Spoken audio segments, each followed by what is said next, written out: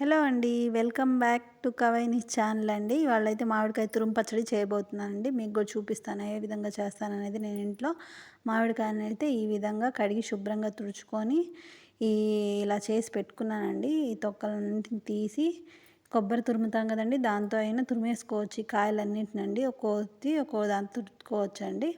కానీ నేనైతే మామిడికాయని ఏ వైపు నుంచి తురుముతారో చూపిస్తున్నానండి. ఈ వైపు నుంచి అయితే తురుముతారు. ఇదిగోండి ఈ విధంగా తురిమేసుకున్నానండి ఈ 5 కాయల్ని.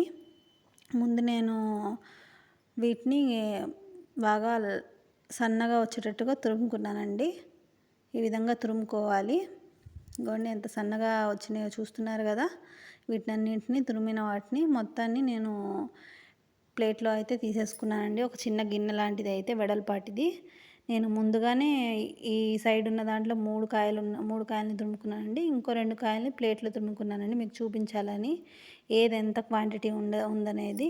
ఇదిగోండి నేను గిన్నెని అయితే తీసుకున్నాను కదా, దాంతో నాకు 2 బౌల్స్ ఆఫ్ తురుము అయితే వచ్చిందండి. ఒక పావు అంటే ఆ బౌల్లోనే పావు అంతా సాల్ట్ వేసుకున్నాను. కొంచెం సాల్ట్ పక్కన పెట్టుకున్నానండి, మళ్ళీ టేస్ట్ చూసి పెట్టుకోవచ్చు.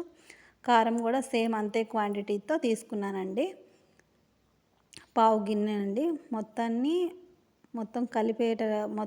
తురుము మొత్తం కలిసేటట్టుగా ఈ విధంగా కలుపుకున్నానండి. ఇదిగోండి చూపిస్తున్నాను కదా, ఈ విధంగా అయితే కలుపుకున్నాను. స్టవ్ ఆన్ చేసేసి పాన్ పెట్టేశానండి మసాలా కోసం అండి. దీంట్లో ముందుగానే కొంచెం హీట్ అయిన తర్వాత టీ స్పూన్ అంతా ఆవాలు అయితే వేసుకున్నానండి. 3 చెంచాలు వేసుకున్నానండి నేనైతే. స్మెల్ కోసం జీలకర్ర అండి. జీలకర్ర చాలా మంచిది మనకి. ఇదిగోండి ఇవి మెంతులు అనేవి 2 చెంచాలండి. 2 టీ స్పూన్స్ అయితే వేసుకున్నానండి. ఒక 8 నుంచి 10 కాయల వరకు పొట్టు తీయకుండా చిన్నుల్లిపాయలు అనేవి వేసేసుకొని చిన్న మంట మీద ఇవన్నీ బాగా ఫ్రై అయ్యేటట్టుగా నేను ఫ్రై చేసుకుంటున్నానండి. మనం కలుపుతూ ఉండాలండి, లేకపోతే అవి మాడిపోతాయండి. మాడిపోతే మనకు అంత టేస్ట్ రాదు పచ్చడి. ఇదిగోండి ఈ విధంగా చల్లారిన తర్వాత పొడుము అయితే చేసేసుకొని ఈ మిశ్రమంలో వేసేసానండి ఈ తురుము పచ్చడిలో. అది కూడా సేమ్ నాకు సగం వచ్చిందండి, సగం బౌలు. మీరు ఏ బౌల్ అయితే తీసుకుంటారో దానికి సగం వచ్చేటట్టుగా తీసుకోండి నా మెజర్మెంట్స్తో. చాలా అంటే చాలా టేస్ట్గా ఉండిద్దండి. ఇదిగోండి ఈ విధంగా అయితే కలుపుకున్నాను. అదే గిన్నెతో ఒక గిన్నె నిండా ఆయిల్ అయితే తీసుకున్నానండి పాన్లో. ఆ పాన్లో సేమ్ ఇందాక దేంట్లో అయితే ఫ్రై చేశానో అదే పాన్లో నేనైతే ఈ నూనెనైతే తీసేసుకున్నానండి. వేడెక్కిన తర్వాత కొంచెం జీలకర్ర పోపుకండి, 5 ఎండుమిర్చి అండి, మీ ఇష్టం అండి. నేనైతే విరగ్గొట్టే వేసానండి. వాటిని 2 ముక్కలుగా చేసి వీటినన్నిటినీ స్లోగా కలుపుకోవాలండి, లేకపోతే నూనె మొత్తం స్ప్రెడ్ అయ్యిద్ది మొత్తము, మళ్ళీ బాండి మొత్తం. సో ఇలా అయిన తర్వాత ఇదిగోండి నేను చూపిస్తున్న విధంగా ఫ్రై అవ్వాలండి.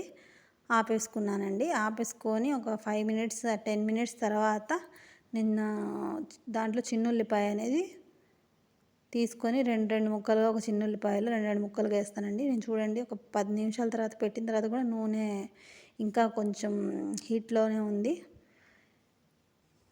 ఇది ముందుగాలే వేసేటట్టయితే మాడిపోతాయండి, బాగోవు. సో ఏంటంటే మనకి ఇది మాడకుండా కావాలి, కొంచెం లైట్గా ఫ్రై అవ్వాలి, దానికోసం వేసుకున్నానండి. ఇంకోండి చల్లారిన తర్వాత కొంచెమే అండి చల్లారింది. చల్లారిన తర్వాత ఈ మిశ్రమాన్ని తురుము పచ్చడిలో వేసేసుకోవాలండి. నూనెను మొత్తాన్ని వేసేసుకొని చిన్నగా కలుపుకోవాలండి. కలుపుకొని ఒక 2 డేస్ వరకు మాగనివ్వాలండి. మాగిన తర్వాత ఎలా ఉండేదో నేను చూపిస్తాను మీకు. ఒక గిన్నెలో వేసైతే నూనె అంతా పైకి వచ్చేసిద్దండి ఈ విధంగా. ఇవ్వండి 2 డేస్ తర్వాత నా పచ్చడి అండి ఇది. బాగా మాగిందండి, మాగి నూనె కూడా బయటకు వచ్చింది. నా రెసిపీ మీకు నచ్చినట్లయితే నన్ను సపోర్ట్ చేయండి.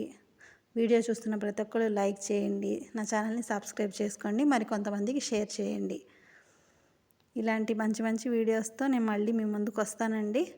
నచ్చినట్లయితే తప్పకుండా లైక్ చేయండి. నా రెసిపీ ఎట్లుందో కామెంట్ చేయండి. Thanks for watching guys. Bye.